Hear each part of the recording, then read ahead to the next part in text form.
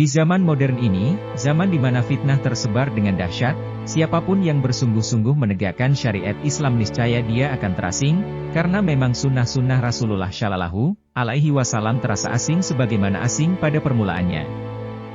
Nabi Muhammad bersabda di dalam hadits yang diriwayatkan Muslim, sesungguhnya Islam pada permulaannya asing dan akan kembali asing sebagaimana permulaannya, maka beruntunglah bagi orang-orang yang asing. Dalam riwayat lain disebutkan, maka beruntunglah orang-orang yang asing, yaitu orang-orang yang tetap berbuat baik ketika manusia sudah rusak. Syekh Al-Albani berkata, hadits ini diriwayatkan oleh Abu Amr Ad-Dani dengan sanad yang sahih. Mereka asing karena senang menghidupkan sunnah-sunnah Rasulullah, baik dalam ibadah, perilaku dan dalam segenap hidupnya. Mereka pun masuk ke dalam golongan yang selamat, di mana mereka sangat sedikit di tengah banyaknya umat manusia yang rusak. Nabi Muhammad bersabda dalam riwayat Ahmad, keuntungan besar bagi orang-orang yang asing, yaitu orang-orang syolih di lingkungan orang banyak yang rusak, orang yang memberhakainya lebih banyak daripada orang yang mentaatinya. Keteguhan menghidupkan sunnah Rasulullah membuat musuh-musuh Tuhan bangkit menampakkan kebencian yang sangat, maka lahirlah dari ucapan-ucapan mereka yang mencela agama Allah Ta'ala dan mengolok-oloknya. Semisal, memanjangkan jenggot dibilang kambing, kusut dan kotor, begitupun mengangkat pakaian di atas mata kaki dibilang kebanjiran, bahkan memakai cadar dibilang setan jalanan atau ninja dan sebagainya. Namun yang sangat disayangkan, ternyata para pencela tersebut tidak sedikit dari kaum muslimin sendiri. Hal ini karena kebanyakan dari mereka belum paham dan menganggap sepele apa yang mereka lakukan.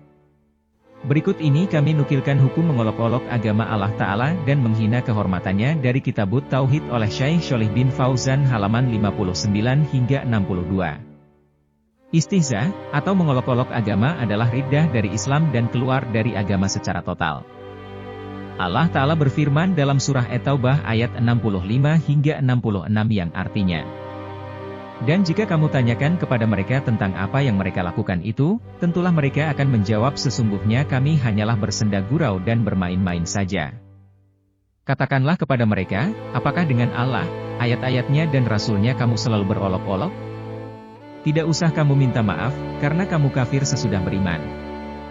Jika kami memaafkan segolongan daripada kamu lantaran mereka taubat, niscaya kami akan mengazab golongan yang lain disebabkan mereka adalah orang-orang yang selalu berbuat dosa. Ayat ini menunjukkan bahwa mengolok-olok Allah Ta'ala, Rasulnya dan ayat-ayatnya adalah kekufuran.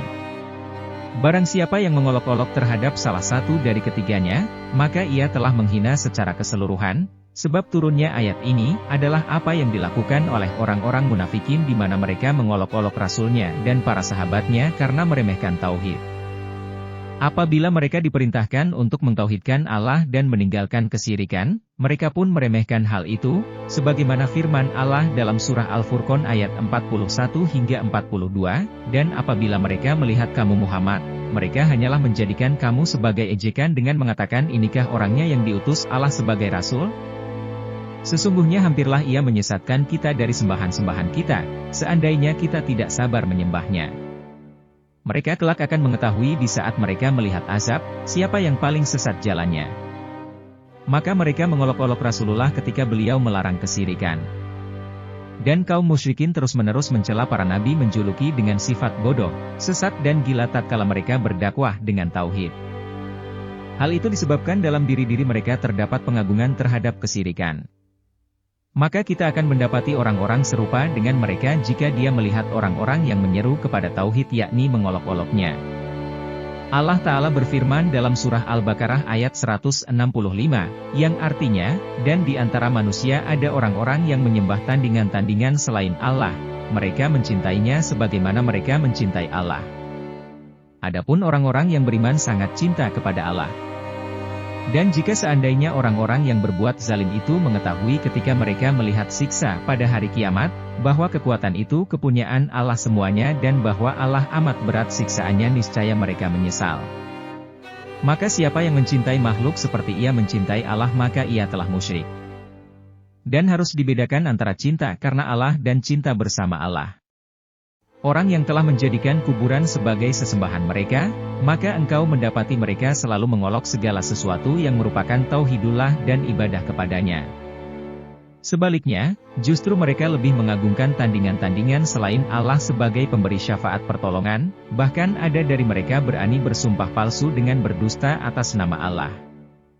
Betapa banyak dari kelompok-kelompok itu kalian lihat salah seorang di antara mereka berpendapat bahwa istighosah, minta tolong kepada orang-orang suci, atau yang diyakini sebagai wali Allah di kuburannya atau selain di kuburannya lebih bermanfaat baginya daripada berdoa kepada Allah di masjid.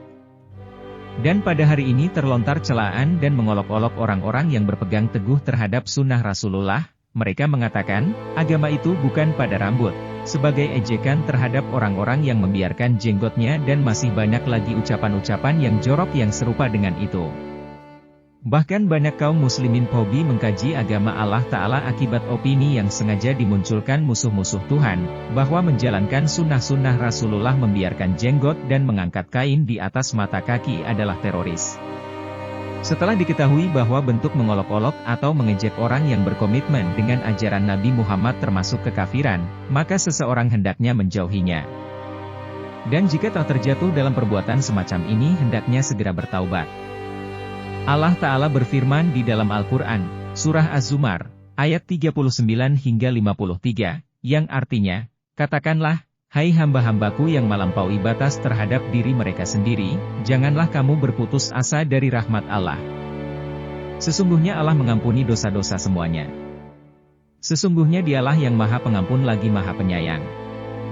Jika seseorang bertaubat dari berbagai macam dosa termasuk berbagai hal yang dapat mengeluarkannya dari Islam dan dia melakukan hal ini dengan memenuhi syarat-syaratnya, maka taubatnya tersebut akan diterima. Adapun syarat taubat adalah pertama, taubat dilakukan dengan ikhlas dan bukan ingin dipuji orang lain, dan menyesal dengan dosa yang telah dilakukan.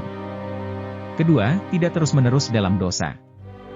Jika meninggalkan yang wajib, segeralah melaksanakannya, dan jika melakukan sesuatu yang haram, segeralah meninggalkannya.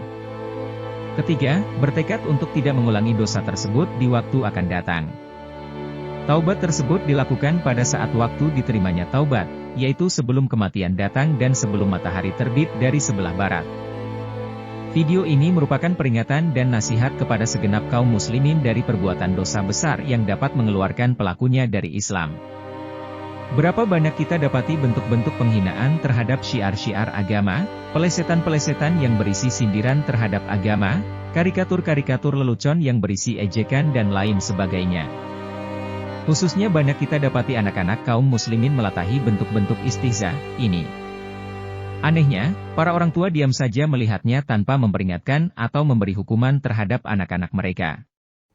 Sehingga istihza ini menjadi hal yang biasa di kalangan kaum muslimin, padahal termasuk dosa besar.